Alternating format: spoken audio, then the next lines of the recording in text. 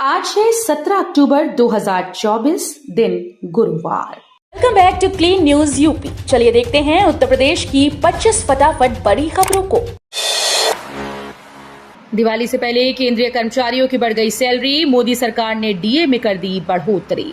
केंद्र की मोदी सरकार ने दीपावली से केंद्रीय कर्मचारियों को बड़ा गिफ्ट दिया है। केंद्र सरकार ने कर्मचारियों के महंगाई भत्ता 3% बढ़ाने का ऐलान कर दिया।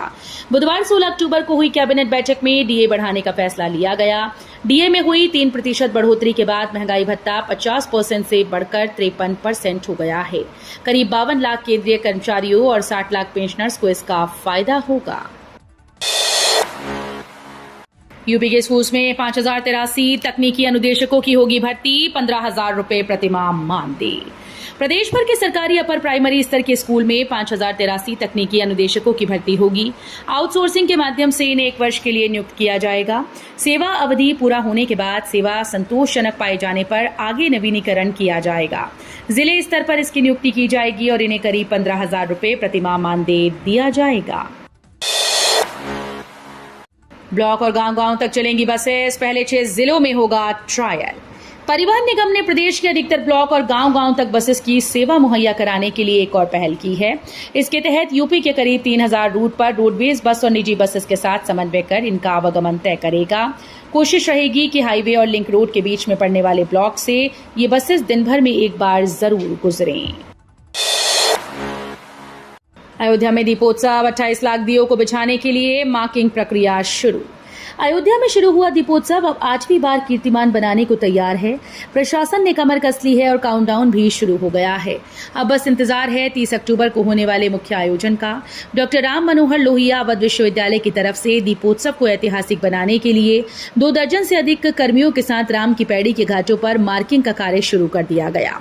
उन्होंने माइक्रोबायोलॉजी विभाग के associate professor doctor Ranjan Singh व कर्मियों के साथ दीपोत्सव के दिन 25 लाख दिए प्रज्वलित किए जाने को लेकर 28 लाख दिए सजाने के लिए घाटों पर मार्किंग का कार्य कराया। प्रयागराज एयरपोर्ट से शुरू होगी कार्गो विमान सेवा। कोई भी सामान अब देश के अलग अलग शहरों से चंद घंटों में प्रयागराज पहुंचेगा और यहां से भेजा जा सकेगा। प्रयागराज एयरपोर्ट से कार्गो विमान सेवा शुरू करने की तैयारी हो रही है। एयरपोर्ट प्रशासन ने गोदाम बनाने के लिए सेना से 11.2 एकड़ जमीन मांगी। कार्गो गोदाम बनाने के लिए मुख्य राजस्व अधिकारी कुंवर पंकज ने जिलाधिकारी की ओर से रक्षा संपदा अधिकारी को पत्र भेजा है। यूपी में छात्रों के लिए फेशियल अटेंडेंस लागू, स्कॉलरशिप के लिए पूरी करनी होगी ये अनिवार्य शर्त। उत्तर प्रदेश की योगी आदित्यनाथ सरकार ने विद्यार्थियों को मिलने वाली छात्रवृत्ति और शुल्क प्रतिपूर्ति में पारदर्शिता लाने के लिए बड़ा कदम उठाया। सरकारी आदेश के मुताबिक अब से ग्रुप 1 कोर्स की पढ़ाई करने वाले पिछड़ा वर्ग के छात्रों को स्कॉलरशिप हासिल करने के लिए न्यूनतम 75% उपस्थिति दर्ज करनी होगी और ये उपस्थिति फेशियल अटेंडेंस के रूप में दर्ज करनी होगी, जिसे ऐप के जरिए पूरा किया जाएगा। वाराणसी में बनेगा देश का सबसे चौड़ा रेल रोड पुल, पीएम मोदी की काशी को कैबिनेट की बड़ी सौगात। प्रधानमंत्री नरेंद्र मोदी के संसदीय क्षेत्र वाराणसी में गंगा पर देश का सबसे चौड़ा रेल और रोड पुल बनाया जाएगा। केंद्रीय कैबिनेट ने बुधवार को इसकी मंजूरी दी। गंगा पर 137 साल पुराने मालवीय पुल के ठीक बगल में बनने वाले इस पुल पर ऊपर 6 लेन की सड़क और नीचे 4 लाइन का रेल ट्रैक होगा। पीएम मोदी इसी रविवार वाराणसी को अरबों की सौगात देने आ रहे हैं। माना जा रहा है कि इस दौरान पुल का शिलान्यास भी हो सकता है। निवेशकों की सहूलियतों में इजाफा करेगी योगी सरकार। यूपी में आने वाले निवेशकों के चलते योगी सरकार उनकी सहूलियतों में और इजाफा करने की तैयारी कर रही है। प्रदेश में औद्योगिक प्राधिकरणों में प्रॉपर्टी मैनेजमेंट इंफॉर्मेशन सिस्टम को लागू करने और उसके जरिए निवेशकों से चरणबद्ध संवाद की प्रक्रिया को आगे बढ़ाने की योजना पर काम शुरू हो गया है। आधिकारिक सूत्रों ने बुधवार को बताया कि सरकार निवेशकों की सहूलियतों में इजाफा करने की दिशा में व्यापक कदम उठा रही है। ग्रेटर नोएडा के लोगों को मिलेगी ये बड़ी सौगात, 10 रूट्स पर आसान होगा सफर। उत्तर प्रदेश में ग्रेटर नोएडा वालों के लिए अच्छी खबर है। अब शहर के लोगों को ई बस सेवा की सुविधा मिलने वाली है। ग्रेटर नोएडा में जल्द ही 150 ई बसेस का संचालन किया जाएगा। शहर की सार्वजनिक परिवहन सेवा को मजबूत करने के लिए ग्रेटर नोएडा प्राधिकरण जल्द ही 10 रूट पर 150 ई बसेस का संचालन कराएगा। इसके लिए रिक्वेस्ट फॉर प्रपोजल तैयार हो गया है। 5 लाख करोड़ का order book. Multinational construction company को आगरा मेट्रो से मिला बड़ा order. Infrastructure and construction sector की दिग्गज कंपनी लार्सन एंड टूब्रो ने शेयर बाजार को भेजी सूचना में आगरा मेट्रो रेल से बड़ा ऑर्डर मिलने की जानकारी दी। बीएसई की वेबसाइट पर उपलब्ध जानकारी के मुताबिक एलटी के हैवी सिविल इंफ्रास्ट्रक्चर वर्टिकल को Uttar Pradesh metro rail corporation limited से ये वर्क ऑर्डर मिला है। फिलहाल शेयर पर मामूली दबाव है और ये लाल निशान में 3,545 रुपए की रेंज में कारोबार कर रहा है। बढ़ते प्रदूषण के खिलाफ ग्रेटर नोएडा प्राधिकरण का एक्शन। ग्रेटर नोएडा में बढ़ते वायु प्रदूषण के स्तर को नियंत्रित करने में लापरवाही बरतने पर ग्रेटर नोएडा विकास प्राधिकरण ने एक कड़ा कदम उठाते हुए सभी 8 वर्ग सर्कल के प्रभारियों का वेतन रोक दिया। अधिकारियों को चेतावनी दी गई कि यदि कार्यशैली में सुधार नहीं हुआ तो आगे और भी कड़ी कार्रवाई की जाएगी। 150 एकड़ में नई आवासीय टाउनशिप विकसित करेगा गीडा, जल्द शुरू होगा पंजीकरण। उत्तर प्रदेश के गोरखपुर वासियों व आसपास के जिले के लोगों के लिए खुशखबरी है। गोरखपुर के कालेसर में आवासीय योजना की घोषणा के बाद गोरखपुर औद्योगिक विकास प्राधिकरण की ओर से लगभग 150 एकड़ क्षेत्रफल में नई आवासीय योजना विकसित करने की योजना बनाई गई।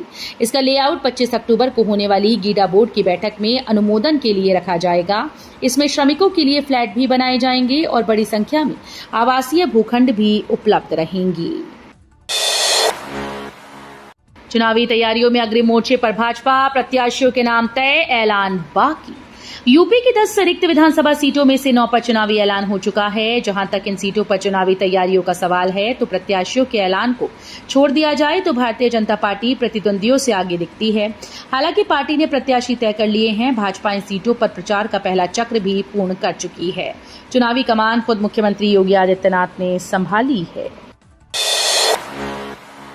यूपी की मीरापुर विधानसभा सीट पर होगी भाजपा रालोद सियासी दोस्ती की अग्नि परीक्षा, सरगर्मियां तेज। मीरापुर में उपचुनाव का अखाड़ा सज गया। चुनावी शोरगुल, सरगर्मियां तेज हो गईं। मुख्यमंत्री योगी इस बार खुद उपचुनाव की कमान संभाले हैं। यहां एक नहीं 3 मंत्रियों को जिम्मेदारी सौंप रखी है। हालांकि इस सीट पर रालोद प्रत्याशी चुनाव मैदान में दिखाई देंगे, लेकिन भाजपा नई सियासी दोस्ती को जीत में बदलने की फिराक में है। दोनों दलों के बीच सियासी दोस्ती किसी अग्नि परीक्षा से कम नहीं। दिवाली से पहले मुरादाबाद को तोहफा, सोमवार से मुंबई के लिए मिलेगी ट्रेन। दिवाली से पहले मुरादाबाद को मुंबई के लिए सीधी ट्रेन की सौगात मिल गई। पिछले 4 दशकों से यहां के निर्यातकों और उद्योगपतियों के द्वारा इसकी मांग की जा रही थी। इस 21 अक्टूबर से लाल कुएं से बांद्रा टर्मिनल के लिए पहली ट्रेन रवाना होगी। रेलवे ने सुपरफास्ट ट्रेन का टाइम टेबल जारी कर दिया है। ट्रेन करीब 12.25 घंटे का समय लेगी। ट्रेन चलने से मुरादाबाद के अलावा रामपुर, अमरोहा, हापुड़ के रेल यात्रियों को फायदा होगा। बिजली विभाग की नई पहल, अब उपभोक्ता भी बताएंगे कहां है बिजली व्यवस्था में खामी। बिजली निगम के अनुरक्षण माह में उपभोक्ताओं की भी सहभागिता रहेगी। उपभोक्ता खुद बताएंगे कि उनके क्षेत्र में बिजली आपूर्ति व्यवस्था में क्या खामियां हैं। इससे गली मोहल्लों में आए दिन होने वाली समस्याओं की जानकारी मिलेगी और इसे ठीक करने में बिजली निगम को मदद मिलेगी। अभी लाइनमैन और अवर अभियंताओं की ओर से मिली जानकारी के आधार पर कार्य कराया जाता है। जिन मोहल्ले में उपभोक्ता ज्यादा सक्रिय होते हैं वहां तो व्यवस्था दुरुस्त हो जाती है, लेकिन जिन जगहों पर लोग अपनी बात नहीं रखते वहां दिक्कत होती है। रामगोपाल पर गोली चलाने वाले की तस्वीर आई सामने। यूपी के बहराइच में हुई हिंसा में मारे गए रामगोपाल मिश्रा पर गोली चलाने वाले की तस्वीर सामने आई। गोली चलाने वाले शख्स के हाथ में गन दिख रही है। तस्वीर वीडियो से निकाली गई है जो सोशल मीडिया पर वायरल हो रही है। कहा जा रहा है कि ये शख्स भी आरोपी अब्दुल हमीद के घर मौजूद था।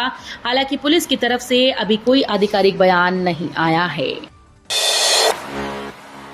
किसानों को बड़ा तोहफा, गेहूं समेत 6 रबी फसलों की एमएसपी में बढ़ोतरी। दीपावली से पहले केंद्र सरकार ने किसानों को बड़ा तोहफा दिया। सरकार ने 2025-26 के लिए 6 रबी फसलों के लिए नई एमएसपी जारी की। गेहूं के न्यूनतम समर्थन मूल्य में 150 रुपए प्रति क्विंटल की वृद्धि की गई। अब गेहूं पर एमएसपी 2425 रुपए प्रति क्विंटल हो गई। आधिकारिक बयान में कहा गया कि प्रधानमंत्री नरेंद्र मोदी की अध्यक्षता में आर्थिक मामलों की केंद्रीय मंत्रिमंडल समिति ने विपणन सत्र 2024-25 के लिए सभी अनिवार्य रबी फसलों के लिए न्यूनतम समर्थन मूल्य में वृद्धि को मंजूरी दी है। ऐसा होगा गंगा में बनने वाला देश का पहला सिग्नेचर ब्रिज। रेल मंत्री ने साझा किया ब्लूप्रिंट। काशी और चंदौली के पीडीडी नगर को जोड़ने वाले गंगा में प्रस्तावित सिग्नेचर ब्रिज का डीपीआर फाइनल कर लिया गया। रेल मंत्री अश्विनी वैष्णव ने अपनी प्रेस वार्ता में इसका जिक्र किया है। 4 लेन का रेलवे ट्रैक और 6 लेन की ऊपर सड़क का ब्लूप्रिंट भी साझा किया। 30 साल में ही कमजोर हो रही रीढ़ की हड्डियां, बीएचयू समेत अस्पतालों में रोज पहुंच रहे 100 युवा। रीढ़ की हड्डी में दर्द और कमजोरी बढ़ती उम्र की बीमारी माना जाता है, लेकिन अब इसकी जद में युवा भी आ रहे हैं। बीएचयू से लेकर अन्य सरकारी अस्पतालों में इस बीमारी से परेशान 100 युवा पहुंच रहे हैं। जांच इलाज के साथ ही डॉक्टर योग व्यायाम सही से बैठकर काम करने की सलाह दे रहे हैं। हर साल 16 अक्टूबर को विश्व स्पाइन दिवस मनाया जाता है। समितियों के लिए 2520 टन डीएपी, 693 एनपीके मिली। सहकारी समितियों पर होगा वितरण। उत्तर प्रदेश के आगरा में डीएपी किल्लत से किसानों को राहत मिलने के आसार हैं। सहकारी समितियों से वितरण के लिए 2520 मीट्रिक टन डीएपी आगरा पहुंच गई। 693 टन एनपीके खाद भी मिली, जिसका वितरण बुधवार से शुरू हुआ। डीएम अरविंद मल्लप्पा बंगारी ने यमुना ब्रिज रेलवे माल गोदाम पहुंचकर रैक की अनलोडिंग का निरीक्षण किया। हाईवे भी होंगे स्मार्ट। 35,000 करोड़ खर्च कर एनएचएआई करने जा रहा बड़ा काम। बाधा रहित टोलिंग और स्मार्ट हाईवे के लिए आवश्यक बुनियादी ढांचा तैयार करने हेतु भारतीय राष्ट्रीय राजमार्ग प्राधिकरण देश के प्रमुख राजमार्गों के साथ अपना ऑप्टिकल फाइबर केबल नेटवर्क बिछाने की योजना बना रहा है। ये नेटवर्क सार्वजनिक निजी भागीदारी मॉडल के तहत स्थापित किया जाएगा। सभी नेशनल हाईवे के साथ साथ ऑप्टिकल फाइबर नेटवर्क बिछाने में कितना खर्च आएगा, इसकी कोई आधिकारिक जानकारी अभी तक सामने नहीं आई, लेकिन एक अनुमान के अनुसार एनएचएआई को इस पर कम से कम 35,000 करोड़ रुपए खर्च करने होंगे। खेल प्रेमियों को दिवाली गिफ्ट। प्रधानमंत्री नरेंद्र मोदी अपने संसदीय क्षेत्र में पूर्वांचल के खेल प्रेमियों को दीपावली से पहले बड़ी सौगात देने जा रहे हैं। 20 अक्टूबर को उनके वाराणसी के दौरे में सिगरा स्थित डॉक्टर संपूर्णानंद स्टेडियम में national centre of excellence stadium के फेज 2 व 3 का उद्घाटन प्रस्तावित है।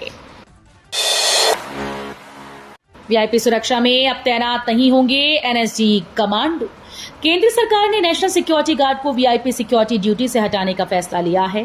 हाई सिक्योरिटी वाले 9 लोगों की सुरक्षा अगले महीने तक सीआरपीएफ को सौंपने का आदेश दिया गया।